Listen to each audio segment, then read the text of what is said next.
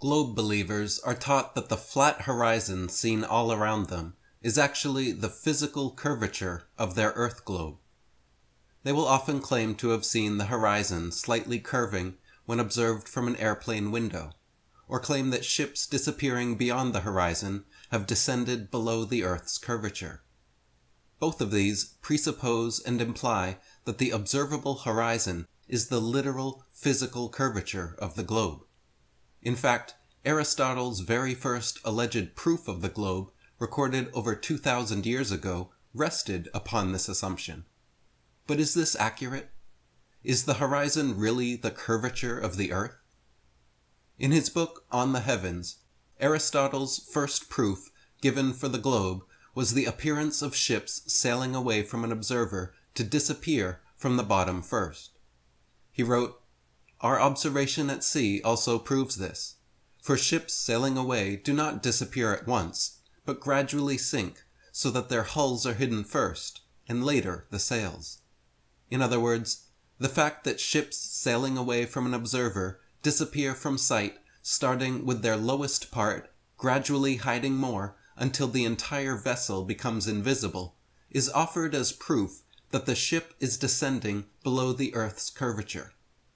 Unfortunately, Aristotle lived in a time before the invention of binoculars, telescopes, and zoom cameras, all of which can now be used to bring ships and other objects hidden beyond the horizon back into full view.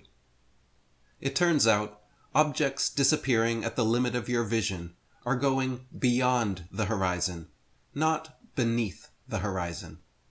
As every art student learns, the horizon is actually the vanishing point of perspective from a given observer's point of view, and not, as Aristotle and many modern globe believers claim, the beginning of Earth's curvature.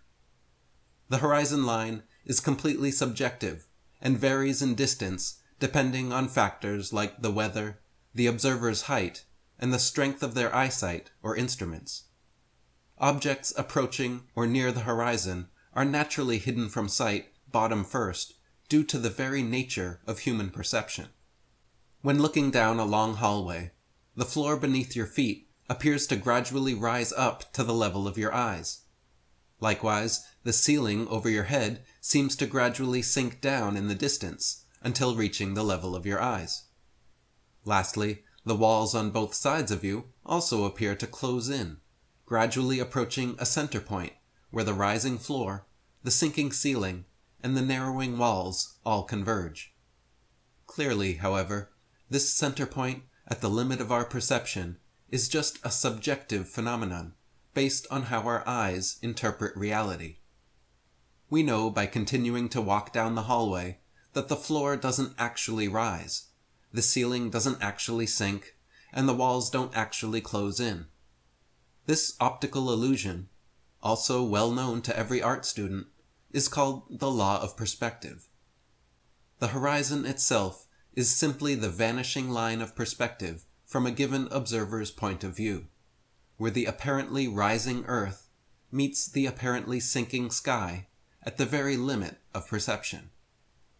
Globe believers are mistaking this subjective limit of our eyesight for the objective physical curvature of the Earth.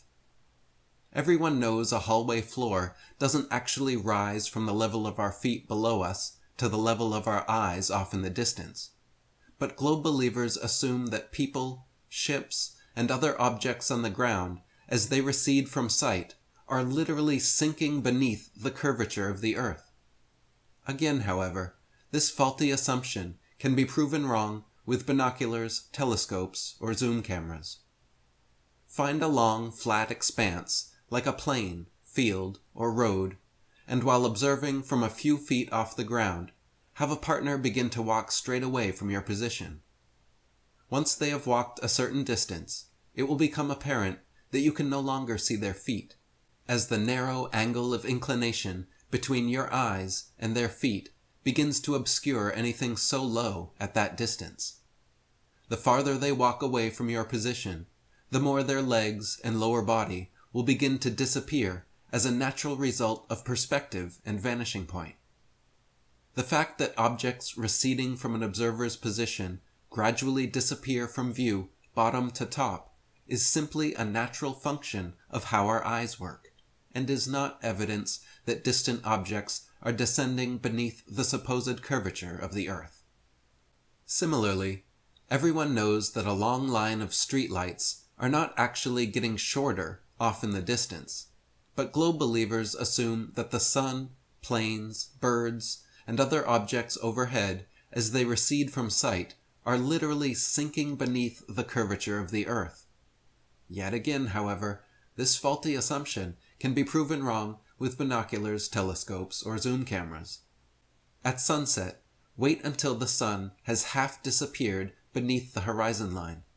Then, using equipment with adequate magnification capability, by zooming into the half-set sun, you can bring the entire sun back into full view, often with a significant portion of sky reappearing between the sun and horizon, proving that the sun is simply moving away from your position and not physically descending beneath the curvature of a globe. Whether standing at sea level, atop Mount Everest, or flying in an airplane, the horizontal horizon line always rises to meet the eye level of the observer and remains perfectly flat 360 degrees around. If the horizon was actually the physical curvature of the earth, as globe believers are taught, it would not and could not rise along with the observer.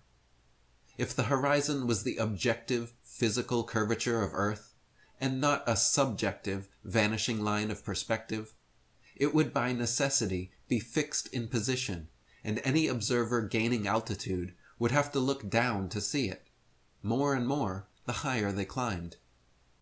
At sea level, on a clear day, without magnification, the horizon may be seen about 3 miles away.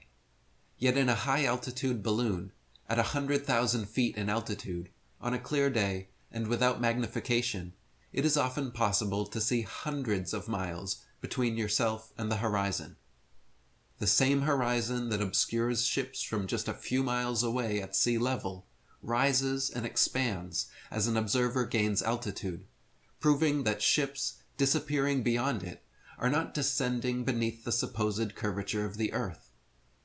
When pressed on this double standard, stubborn globe believers will often just move the goalpost and insist the curvature they claimed obscured ships a few miles away at sea level still exists at altitude, but only starts curving after hundreds of miles now.